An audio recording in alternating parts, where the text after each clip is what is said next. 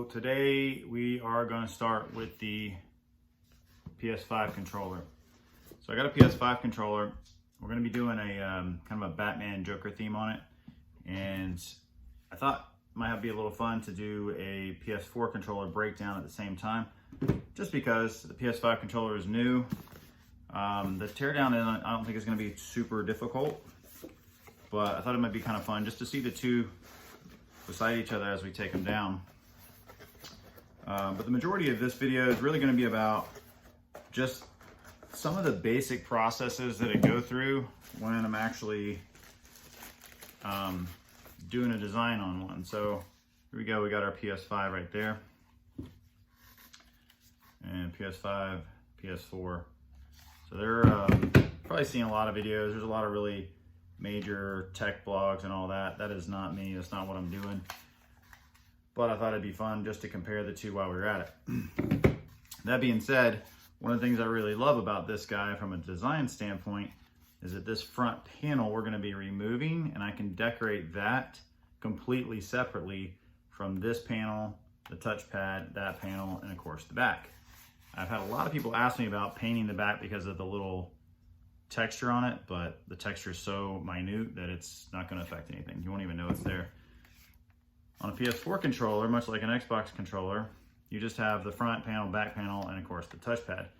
Touchpad is bigger, but it's kind of irrelevant. There's not enough space difference on this to make that big of a difference. But being able to break these parts up is gonna add a whole lot more options when it comes to design standpoint.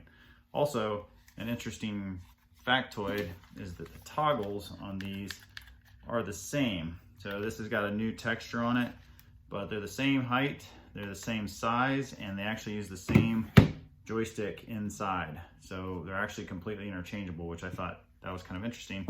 It's also kind of cool because I have the metal toggles that I've been working on, and I might actually incorporate some of those into the design. So I hope you stick with me and kind of follow along. I'll try to make this video not forever long, and you know, kind of cool idea maybe just to see the design as I go, but I hope that maybe you can actually learn a few tips and tricks along the way as well, because that's what I try to do with this channel.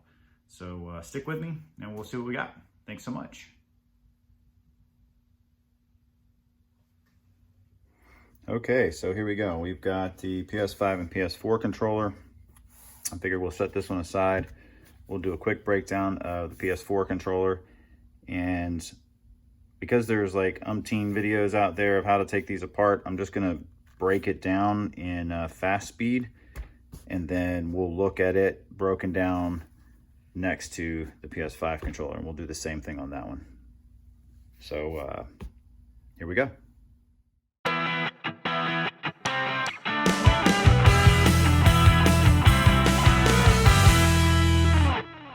All right, so now that it's broken down, it's pretty quick and easy. Faceplate's super simple. We just pop these guys out here, take the buttons out. Sometimes I paint them, sometimes I don't. Just depends on what the client wants. We've got a touchpad, real easy. I pull this plate out, tape off the logic board inside there so that when I blast this, I don't get blast media up in there, and of course I don't want to paint on it. Then the lower section is really simple. Remove all of this, save everything nice and neatly bagged up. Again, this all gets blasted. I remove this and then remove the adhesive. Some people like to tape over it. I don't like that. It jacks up the design. And since that's what I'm doing, that's what I focus on. Plus, warranty-wise, once we've taken these apart and painted them, guys, there's no warranty on them. So just keep that in mind. Nobody's going to cover them once they've been painted. And then, of course, got a couple of spare parts, batteries, whatnot. The internal mechanism on the PS4 is all one super easy, simple piece, and that's what I love about it, is it's really easy to take it apart. Besides that, that's about it, and we'll move on to the PS5. All right, let's try this PS5. Now, I've not done one of these, so this one won't be quite as fast as the other ones. So we're gonna go ahead and move this to super speed also. Hang tight.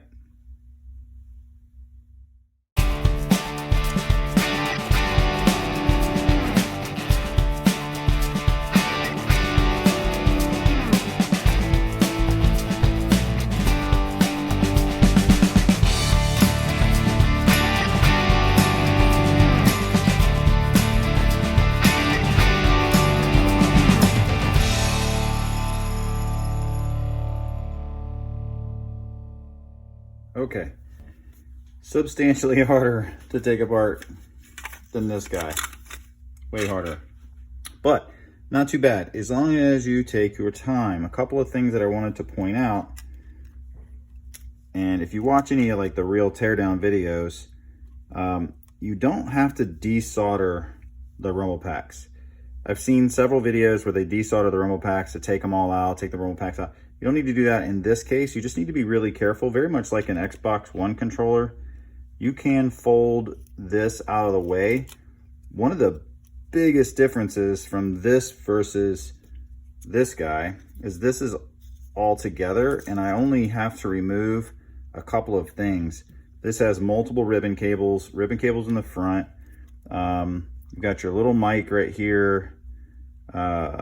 You got a speaker right here. Ribbon cable, ribbon cable up here. So there's a lot to be careful of. You don't want to just go in here ripping stuff out, but it's not hard. You just have to take your time. And then there's two little screws on the side here that sort of disappear because they're black also, and they really disappear into the frame. So just remember to take those out and then very gently pop it all out. If you have a new controller, it's all going to be like nice and snug and stuck in there. So when you're designing and painting, things you have to worry about is things like this. So like this is all woven in there. So I just have to be careful that these kinds of things go back in the same way they came out. This is considerably more complicated than a PS4 controller.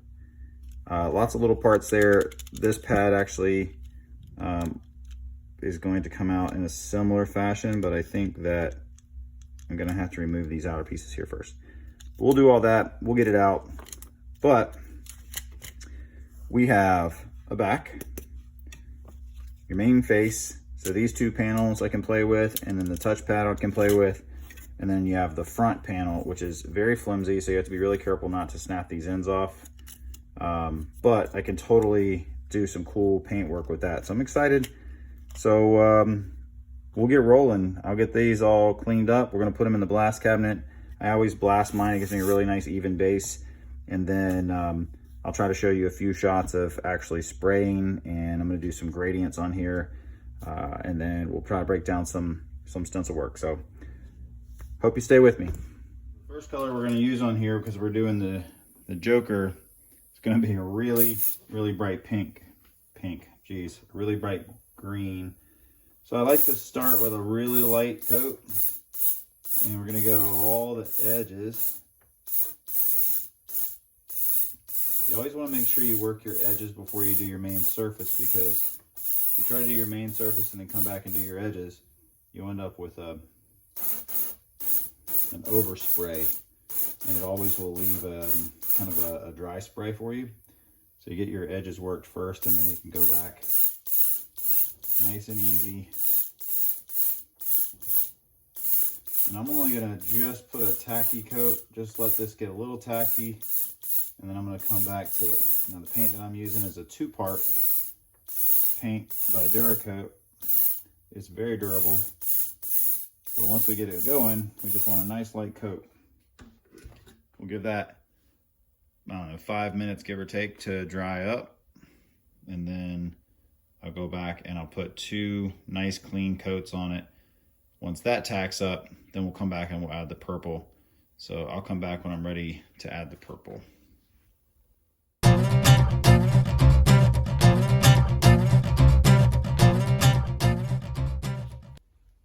All right, so we've got a nice green color. Now I'm going to do a fade. So I'm just gonna go across with purple. Use a little bit smaller brush this time and work the fade across. So I already have a base coat, so I don't have to worry about a heavy coat. I just want a nice clean coat. Now, an important thing about doing a fade is you got to pay attention to where you're pointing your brush, because if I just shoot straight across, I'm going to spray purple all the way across to this side. So you have to take it easy. Again, I want to make sure my edges are all done. I'm gonna go ahead and get an idea where I want this purple to fade to. Probably gonna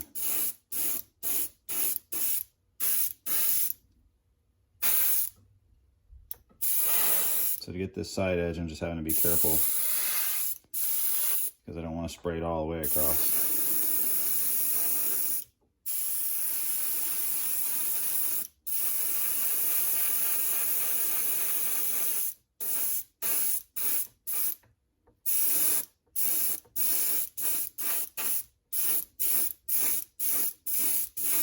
And that's about it right there. Just get our line up.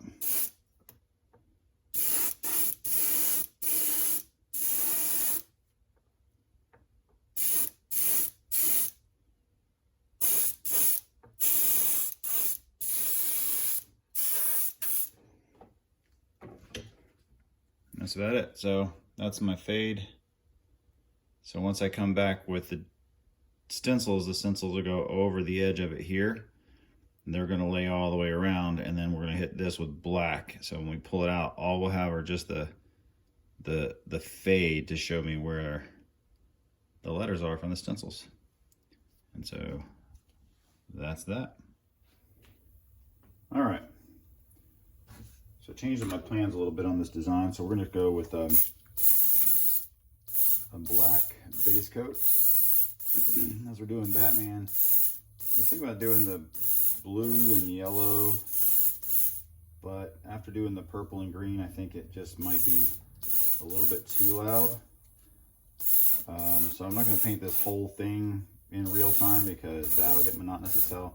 But I did want to point out, when you're painting stuff like this, it's important, again, to make sure that you get your edges first. So inside of the button housing is important because of your finished product. If you don't get in there really well, you end up with gaps, and they'll be very noticeable. Now, much like I said on the PS4, it has like a sticker on the back. I trashed that because there's no point in it. This doesn't have a sticker, it has all the text right on it, so we're gonna be painting right over that. Anyway, so I'm gonna switch this over to time lapse, and we'll come back and finish it up.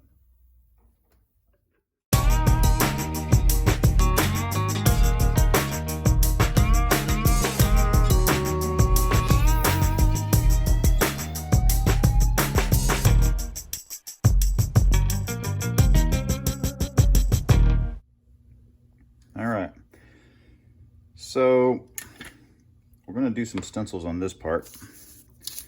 The black is drying. These are little rings that go in behind there. They're going to get painted as well. There's a couple of ways to do this. When you transfer stencils over, if they're really complicated, it's often a good idea to use some transfer tape. And I've been thinking about using some to move some of these sections over, but because this area is so skinny, and there's so many curves, I'm gonna try and move this in sections, which means I'm gonna need to separate some of my letters that are actually connected, because if I don't, and I try to move this whole thing because of all the floppy edges, it's bound to get messy. And if I use transfer tape in this case, the transfer tape's a lot thicker than the stencil, and trying to get it to lay over all the angles can sometimes be really difficult. So we're gonna try this. I'm gonna see how it goes. If I do smaller sections, go ahead and pull my stencils up the majority of the way. If I do smaller sections, I can always move it on the actual piece. And these are gonna be overlaying or overlapping the edge of the actual part, so that's totally cool. Let's get this off of here. You just have to be gentle when you work with these little bitty pieces so that they don't just tear on you. And that's really it. We're just going to work through, and I love the letters that are on this one, so that's why I want to use it. and some of these parts will connect, some of them won't connect, and that will just give us an opportunity to lay them kind of where we want to so that it makes more sense for what we're doing. And again, as you can see, as long as you don't push it down hard, it's pretty easy to pick it up and move it, make some mild adjustments. And if you don't like it, you can pick it up and move it again. Once you push it down, it does get to be a good bit more difficult to move it. So just take caution there. So as I lay this down, just gently get everything to lay in place, and the stencil will try to go where it's supposed to. Sometimes you have to coax it to go. So we want to push it all down in there, push the edges down. Something that I really can't stand, and I see often, is on these edges, these deep edges, is people don't take the time to really push the stencil down in there, and you get the underspray. So the paint goes underneath the stencil and it gets this weird fuzzy look. I hate that so much, and it's so easy for it to happen. You just have to be patient. And oftentimes when you're painting, you'll have to literally go in and push those things down so that they stay down, because especially depending on temperature, like right now it's cold in my shop. So depending on temperature, it is even easier for them to push up and want to push up. So it's cold, so the stencils are a little bit more stiff than usual. And because of that, they're going to naturally push up. Now in this case, I'm just trying to get some color. I want these colors to pop out because we're going to hit this in black. And the black will play off the black that we did on the controller base that we painted. And that's going to change, that whole design changed up. I was going to do blues and yellows in the background, and then I was like, man, the blues and yellows with the purples and greens, it's going to get real busy. So I figured let's change this up just a hair. We're going to go bright colors for Joker and a little bit more drama for Batman, which I think is, you know, let's be real, I think that's the way Batman and Joker have always been. Okay, so I'm gonna get this big one over here. See if it fits okay. We're almost done here. We'll do just a black spray. I may or may not record that part for you guys because I don't know if you need to see me spray black paint in a solid coat again. And that's really all there is to it. It's all about take your time, figure out where you want your things to go, and be patient. So that should be pretty much good. I think I should do them on the tips. I should do something on the tips, right? Just throw some highlight edges in there so they pop up. Just a little off the edge. You don't want like a perfect thing everywhere. The whole design is a little abstract, which is what I'm going for. So we'll just throw these in here so they fall off the edges, so when you paint the black over it, you'll leave that color. That color will blend into the body of the other part. And that's it. We're ready. We're ready to spray some black paint on here. We'll peel all these up and we'll get this bright color in the background. All right, we'll see you guys in a minute. Okay, so we're gonna go ahead and pull some of the stencils off. As you can see, I've gotten started. I really struggle with my patience on this part. I love pulling the stencils and getting the reveal. Now, I literally painted this, I don't know, maybe 30 to 40 minutes ago. So the paint is dry enough to handle, but it's still soft enough to scratch if I get a blade on it. So I'm gonna try to do as much as I can without putting my blade on it, because you have to be really careful not to do that. You get like little pieces of stuff. I'll have to pull that off with the blade. But as you can see, this bright color looks pretty dope under the black.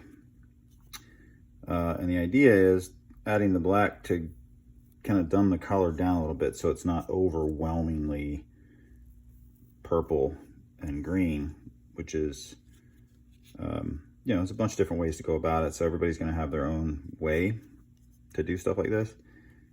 You just got to think through it. Think about, what do you want the end result to look like?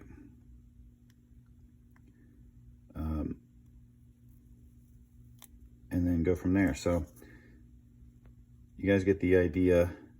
I'm not going to sit here and have you stare at me peel all these off, because I'm going to have to really get in here with my blade on some of these that are harder to get to. Just really got to take my time. So I'm going to work on that. This is where the gradient starts to come in here, and it starts to transition into green. Anyway, I'm going to work on pulling the rest of the stencils off, and then I have the prototype of the Batman piece that's going to go over the body, so we'll give that a try and see if everything fits, and then we'll shoot that as well. So all right, be back in a little bit. So we're going to try something a little bit different. You may or may not have ever seen something like this before. Really, all I want to do is take this, what appears to be black paint, and put it on the black surface. What I want to be able to do is give just a little texture to the black. So, because I'm going to put bats all around the outside edge, and then something across here, and then that'll kind of go with this. So it's going to be black and gray for Batman, and then bright and colorful for the Joker. So to do this, I'm literally going to use a little saran wrap and take my color and pour it out. What you really can't see too much in the color is that there is silver in there. And so my hope is that this will just add enough texture depth to when I lay something over it, it'll show up with a slightly different texture. So that's what we're going to do with this part. You have to work pretty quickly, especially with this paint. Depending on what kind of paint you work with, it's going to really matter. It's going to change everything about how you work. So I would encourage you to experiment with your paint before you start jumping into this. Because right now you're going to see it more because it'll be shiny. And I intentionally put some stainless steel in this black because I want it to stand out just a hair.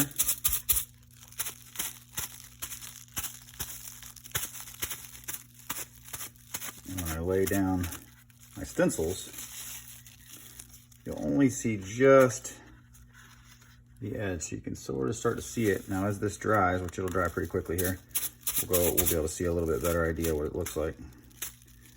And it's really important that you have a texture edge. You don't want to get too solid, because obviously that'll mess up the whole point of what you're trying to accomplish. All right, there we go.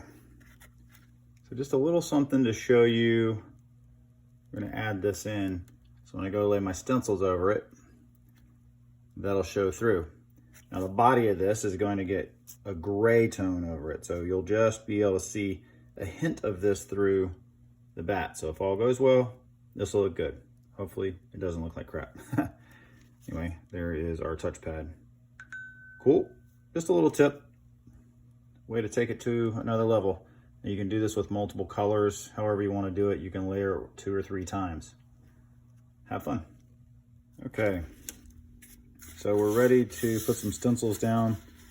This is all nice and smooth and dry. You can see the texture on there.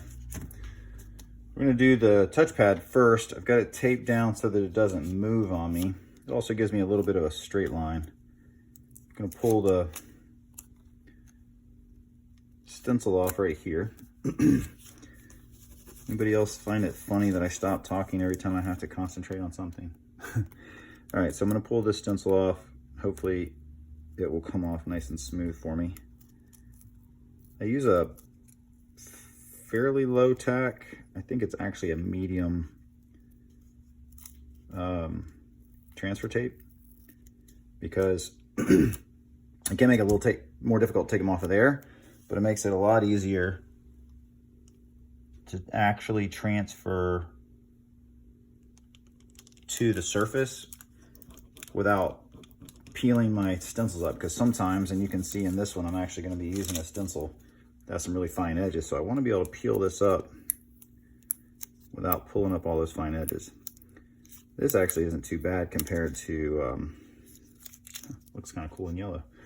This is not actually too bad compared to some of the GoatGuns stuff that I do, where it's really, really small pieces and everything pulls up real easily. Some of that stuff's real pain in the ass. So we'll get that. That looks pretty square. We'll go ahead and pinch it. And it's going to go in the rack over here. Cool. Now we're going to lay some of the bats on this guy. Now I'm not going to sit here and lay 50 bats on here while you watch as usual. So we'll put a couple on here and give you the idea what we're doing. So I'm going to try to go like really little and work my way up to larger bats. And hopefully these will show up with my vision as it goes. So we're going to cross over and work our way all the way up and around. And I'm going to spill those bats going across. We're going to have them on the other grip as well. And I haven't fully decided. I might actually put something across the side. We'll figure that out. Sometimes I change my mind as I go. You know, that's what you do when you're constantly creating stuff. Sometimes you just got to change your mind. Anyway, so I'm going to show you here the bats start getting laid down. We're going to speed this up. I'll do a few, and then we'll transition when it's time to start painting. Thanks.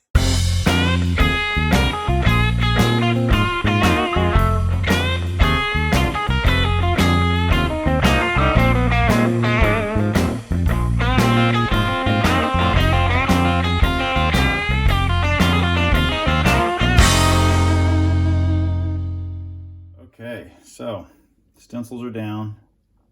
See the color I went with.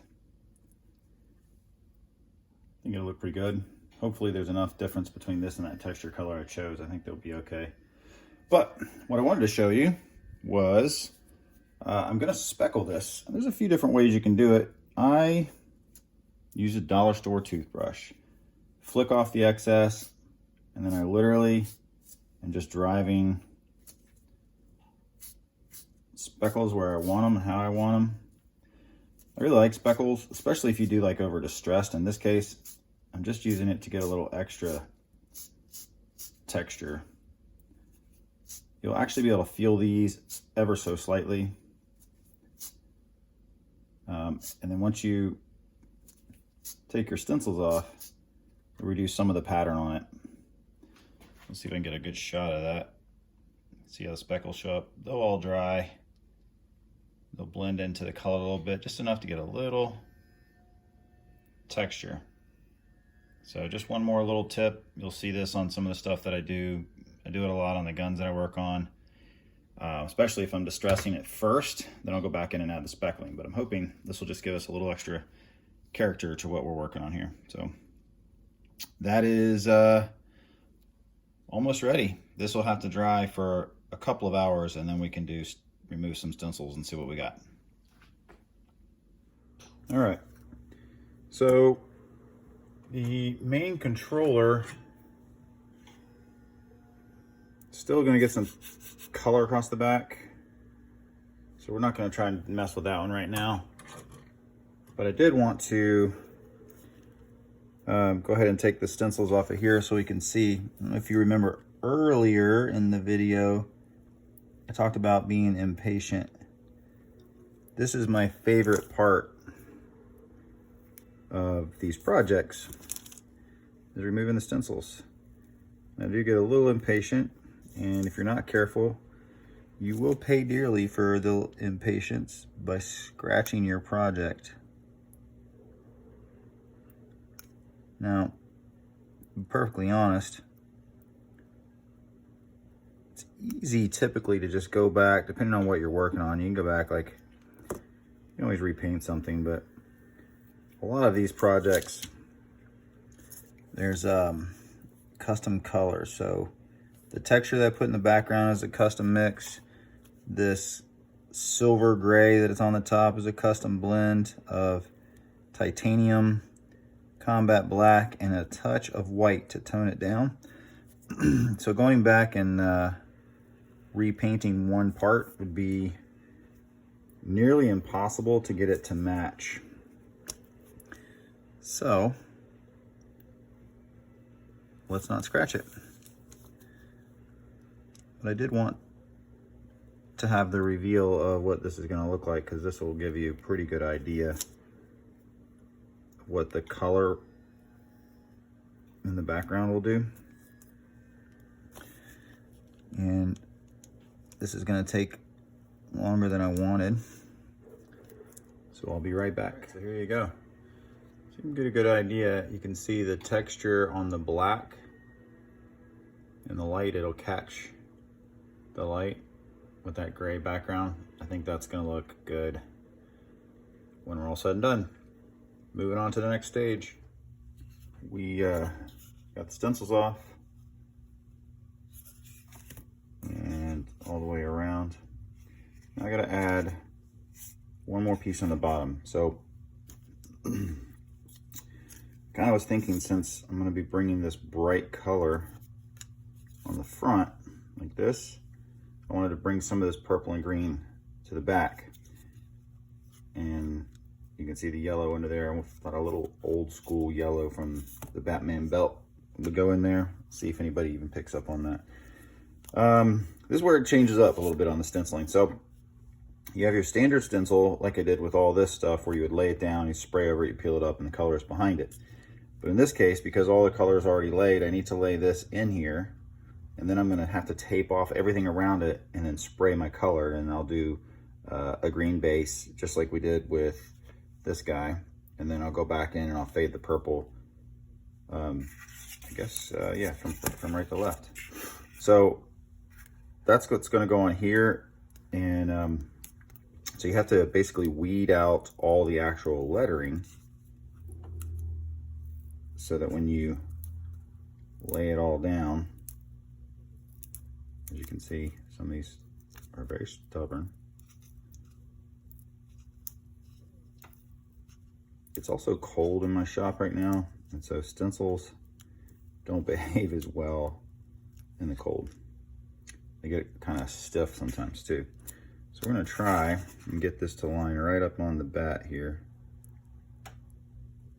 where we had it in the stencil. Yep, that's what I want. Lay it down. You want to make sure you push all edges, everything down really well, because that's where we want to avoid any spray going underneath the letters. And we peel that up and we're good. So go back and carefully check. Now in this case, I'm actually going to cover that because I don't want the spray to go up into the bat. So I'm going to have to tape that off. We'll tape all of this off. Then we're going to do the spray, peel that off, and then I think, ladies and gentlemen, we'll be ready to reassemble this guy. So that's pretty sweet. Pretty sweet. Okay, cool.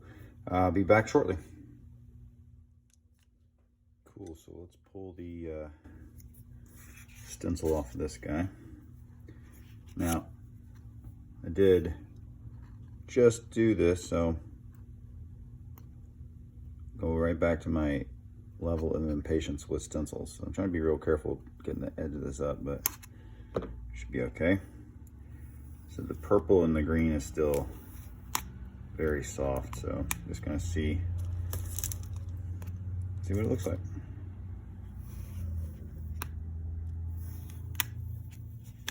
I won't be able to pull all the little letters out because I don't want to take a chance of jacking that up just yet, but the centers of the letters, but this will give us placement.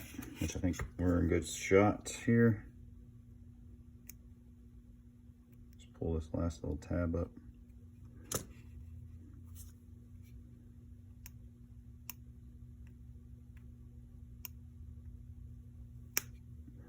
I really should get a good set of tweezers. I have a set, but it never has enough grip to pull the stickers off when it's tight. But there you go. Then I'll show you the why so serious, and I gotta go in there and pull the little pieces of the letterings out, but it gives us just a little hint to pull some of the color in from here. Okay, so we are about ready to reassemble, and I started thinking through the fact that these white buttons just are not going to be the look that I want on this controller. It's not a big deal. I'll just blast these and paint them too. So we're gonna paint them just a solid black to match this.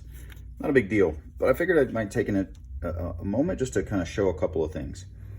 So PS4 controller, this just has the letters from a project I was working on earlier.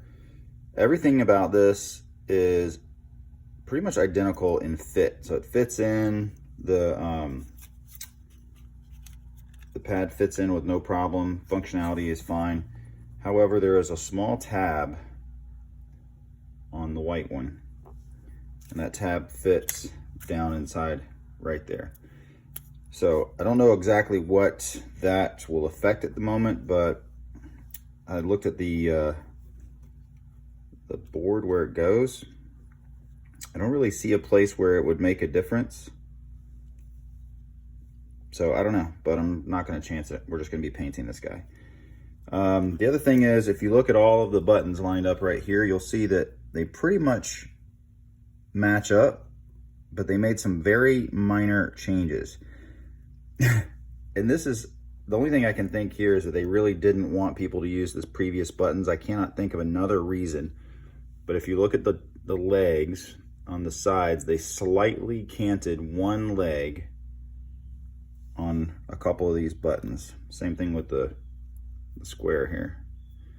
Slightly canted just the one button, so they're not usable in the same configuration that they were before, which is really too bad, because it would be awesome to be able to take some of these PS4 buttons and move them around and do stuff with them, but I'm assuming that they have some sort of reason. But if you're in the market for buying or wondering if they'll switch up, they will not. Now, this part not only is frustrating, but I found quite interesting. So the toggles, if you watch any videos, are exactly the same. So this is a PS4 toggle, and it goes on the joystick the same exact way. Same height, looks the same. If I switch these out, the owner probably would never even notice. Except that the new ones have this little texture on them, which is, it's kind of nice, it's cool. Nothing like crazy or anything like that, but they're all basically the same. Where it's frustrating is, once again, they made a very minor change. Even though these are the same, I do these custom toggles for Xbox and PS4 controllers. They have rotated them 180 degrees. So if I want this to fit, it actually fits sideways. That is frustrating. So that means if I want to make any more of these, that they have to be made in a different angle, which means that my cutter, the guy that does my laser work, has to change his entire setup just to fix this. So that's a little bit of annoyance, but otherwise, we're about ready to reassemble, but I'm going to pause on reassembly because I'm getting ready to blast and paint all these, and we're going to make them all combat black so that they fit into the feel of this controller a little bit better. So we'll come back with that. I just thought I'd take a minute to share a couple of very minor differences that make a difference if you're trying to customize. Okay, so went ahead and painted them all black. You see the base is still gray. We're going to drop those in and go ahead and do this reassembly. And I'm going to do this on fast forward, obviously, because I don't want you guys to have to sit here and watch me assemble this whole thing. as I'm sure I'm gonna have to remember how to do bits and pieces as I go. So I'll see you on the other side.